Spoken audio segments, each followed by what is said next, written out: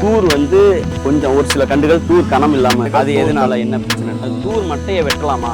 பச்சை மட்டையா? Super super. பச்சை மட்டைகளை நீங்க வெட்டக்கூடாது.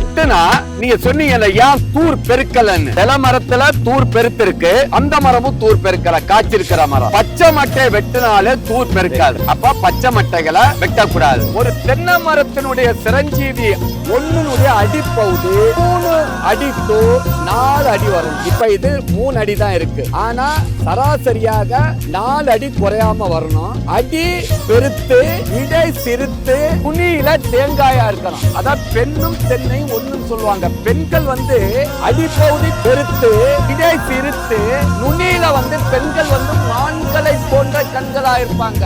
அவங்க தென்னை மரத்துல தேங்காய்களா இருக்கணும். இருக்கு. அதான் இது பத்தாது, இதோட 3 மடங்கு காய்க்கணும். அப்ப இது பச்சை மட்டையை வெட்டதுனால இந்த தூர் வந்து சிறுத்து.